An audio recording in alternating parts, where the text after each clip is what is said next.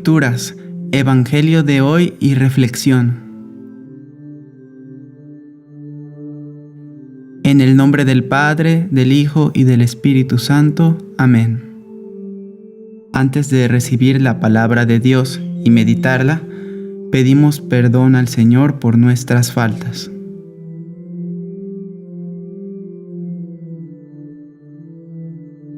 El Señor Todopoderoso tenga misericordia de nosotros, perdone nuestros pecados y nos lleve a la vida eterna. Amén. Primera lectura. Hijo mío, Absalón, ojalá hubiera muerto yo en tu lugar. Del segundo libro de Samuel.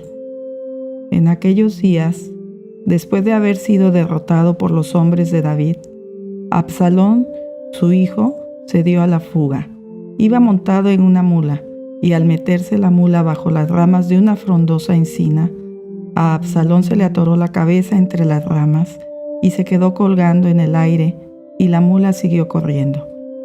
Uno de los soldados lo vio y le fue a avisar a Joab.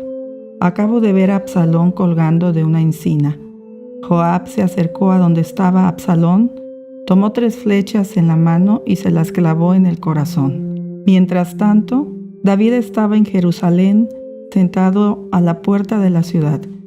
El centinela, instalado en el mirador que está encima de la puerta de la muralla, levantó la vista y vio que un hombre venía corriendo solo. Le gritó al rey para avisarle. El rey le contestó: si viene solo, es señal de que trae buenas noticias. Déjalo pasar. Tú quédate ahí. El centinela lo dejó pasar y permaneció en su puesto. El hombre que venía corriendo, que era etíope, llegó a donde estaba David y le dijo: le traigo buenas noticias a mi señor el rey.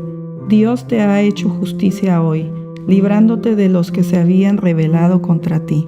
El rey le preguntó: ¿pero mi hijo Absalón está bien? Respondió el etíope: que acaben como él todos tus enemigos y todos los que se rebelen contra mi señor el rey. Entonces el rey se estremeció, subió al mirador que está encima de la puerta de la ciudad y rompió a llorar, diciendo: hijo mío, Absalón, hijo mío, Absalón. Ojalá hubiera muerto yo en tu lugar, Absalón, hijo mío. Le avisaron entonces a Joab que el rey estaba inconsolable por la muerte de Absalón. Por eso, aquella victoria se convirtió en día de duelo para todo el ejército, cuando se enteraron de que el rey estaba inconsolable por la muerte de su hijo. Por ello, las tropas entraron a la ciudad furtivamente, como entra avergonzado un ejército que ha huido de la batalla. Palabra de Dios.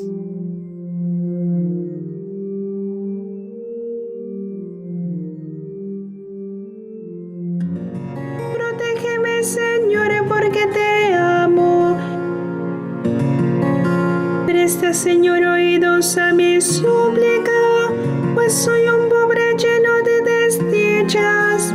Protégeme, Señor, porque te amo. Salva a tu servidor que en ti confía. Ten compasión de mí, pues clamo a ti, Dios mío, todo el día.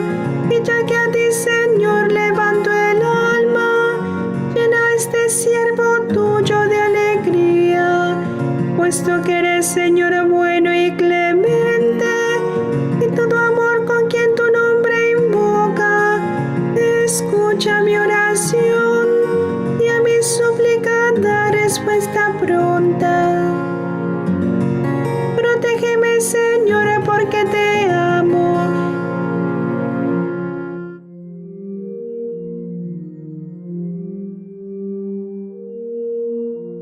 Del Santo Evangelio según San Marcos. En aquel tiempo, cuando Jesús regresó en la barca al otro lado del lago, se quedó en la orilla y ahí se le reunió mucha gente. Entonces se acercó uno de los jefes de la sinagoga, llamado Jairo.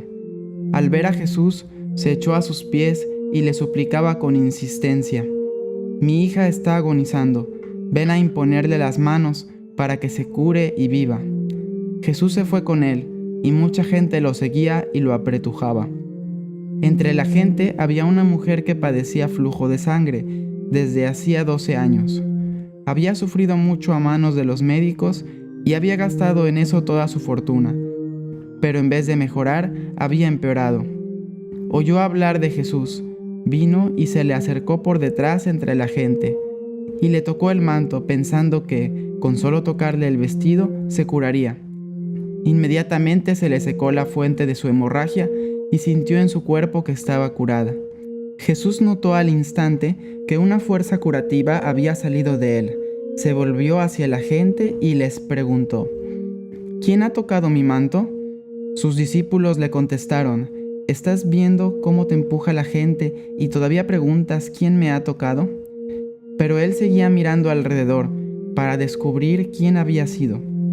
Entonces se acercó la mujer, asustada y temblorosa.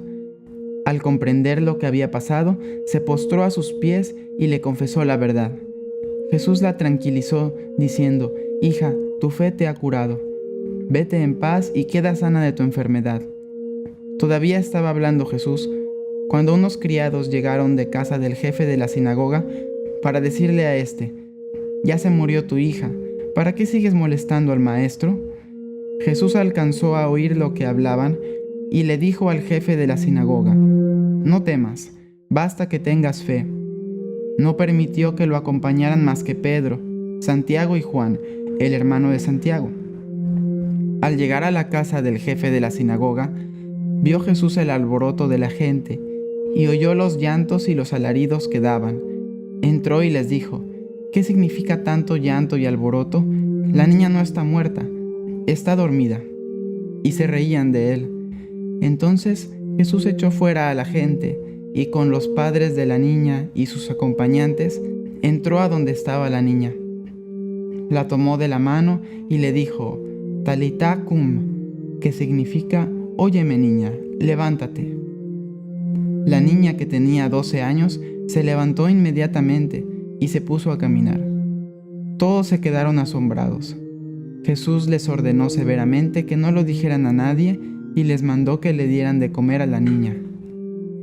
Palabra del Señor.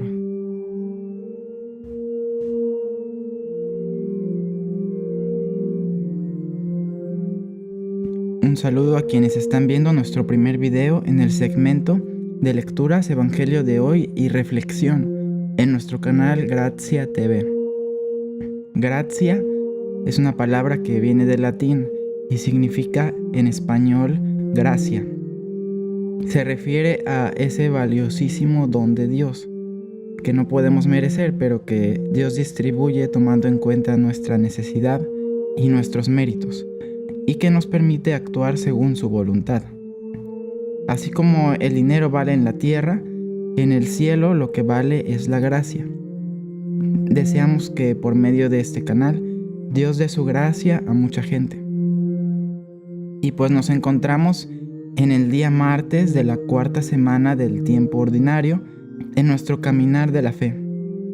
Hoy podemos reflexionar sobre los males que se originan en el pecado y, sin embargo, cómo Dios, por medio de su Hijo Jesucristo, a través de nuestra fe y oración, no permitirá que esos males duren para siempre. En la primera lectura vemos un pequeño segmento que ilustra una parte muy conmovedora de la historia de David y Absalón. En los capítulos anteriores se menciona a Absalón, que a pesar de ser un hijo muy amado de David, le ocasionó terribles sufrimientos. Pero este problema llegó a David, según se explica en la palabra de Dios, como consecuencia de su propio pecado. Porque David tuvo relaciones con una mujer casada, y para evitar el escándalo debido a que ella quedó embarazada, provocó intencionalmente la muerte de su esposo para casarse con ella y fingir que el hijo era suyo. De modo que Dios le dijo: «Por haber hecho eso, la espada nunca más se apartará de tu casa. Arrebataré a tus mujeres ante tus propios ojos y se las daré a otro que se acostará con ellas en pleno día». Podemos ver, por consecuencia del pecado de David, según la narración, le vendría una terrible guerra familiar. Su hijo Absalón, por medio de calumnias e intrigas, subleva al pueblo contra su padre, y David debe huir de su ciudad. Mientras tanto, su hijo comete un grandísimo pecado. Toma a las concubinas de David y tiene relaciones con ellas. Sin embargo, David pidió perdón a Dios de todo corazón, y en general fue muy del agrado de Dios. Nuestra oración de petición de ayuda puede ser como el Salmo, que dice: «Presta, Señor, oídos a mi súplica, pues soy un pobre lleno de desdichas. Protégeme, Señor, porque te amo. Salva a tu servidor que en ti confía». A pesar de nuestros pecados, Dios puede perdonarnos y hacernos justicia, pues Absalón fue demasiado malo y cruel con su propio padre, el cual estaba en general lleno de virtudes y de amor a Dios. Aunque David había ordenado al ejército que no mataran a su hijo, Joab, el jefe del ejército, desobedece y mata a Absalón. De David, una de las cosas que se pueden aprender es a ser misericordiosos con los enemigos más grandes. Podemos ver que las victorias del mal son pasajeras, y al final Dios restituyó a David, el justo rey, en su puesto. La victoria de los justos prevalecerá. Y sin embargo, David es imagen de Dios, que sufre inmensamente al ver que uno de sus hijos muere en el pecado, en su maldad. Dios es bueno con todos, pero si el malo ha sometido a los buenos, Dios inevitablemente, después de un tiempo, pondrá fin a esa tiranía. David dijo: «Ojalá hubiera muerto yo en tu lugar, Absalón, hijo mío». David en esas palabras anuncia lo que haría Jesús. Jesús se puso en el lugar de nosotros como si hubiese sido el peor pecador, con tal de salvar a la humanidad e incluso a los menos merecedores de su perdón, a quienes lucharon contra él de manera tan especial. Esto es con tal que esos pecadores respondan a su gracia de manera positiva, para que aprovechen la oportunidad de salvarse. En el Evangelio vemos a ese Jesús, a ese Dios misericordioso, caminando por el mundo y demostrando que Él nos puede librar de las enfermedades y de la muerte. Aunque las enfermedades y la muerte físicas son pasajeras, Jesús en ellas nos quiere demostrar que realmente nos quiere brindar la salud espiritual y la vida eterna. Se nos muestran dos casos: el de la mujer con flujo de sangre, que lo sufrió por 12 años. Es el primero. Podemos imaginar el sufrimiento tan grande que eso significó para ella. Mucho dinero no pudo conseguirle la curación. Sin embargo, su fe y su acercamiento a Jesús, tocando su manto, le consiguieron la salud. Por otro lado, de la misma forma, aunque incluso en este caso no por la fe de la persona enferma, sino por medio de la fe de terceros, aquello que llamamos intercesión, se puede conseguir que Jesús salve a alguna persona. Incluso puede conseguir el milagro de resurrección, como es el caso de la hija de Jairo, que era un jefe de una sinagoga. Su hija estaba enferma. Quizá ella no supiera mucho sobre lo que estaban haciendo para salvarla. Podemos ver que algunos judíos, incluso miembros de la institución religiosa, creían en Jesús y acudieron a pedirle su ayuda, y por la fe de ellos es que recibe ella el milagro. Se vale y es muy útil pedir a otros por las necesidades de otras personas. Hemos escuchado muchas veces que Jesús es nuestro Salvador. Estos casos pues ilustran esa realidad. Te damos, Señor, gracias porque en tu palabra nos enseñas que la raíz de todos los males es el pecado, y que Jesús con su sacrificio vino a rescatarnos y a erradicar esos males. Te pedimos que nos ayudes a tener más fe, a acercarnos a ti y a interceder por otros, para que tu salvación llegue a nosotros y a todo el mundo. Pedimos a la Virgen María, la mujer que nos trajo al Salvador, que interceda por nosotros también en estas peticiones. Hermanos, les pedimos que si les gustó este video, pongan me gusta, se suscriban y vean los demás videos que subiremos diariamente. Deseo también que se acerquen a la iglesia y participen. Dios les bendiga, hasta mañana.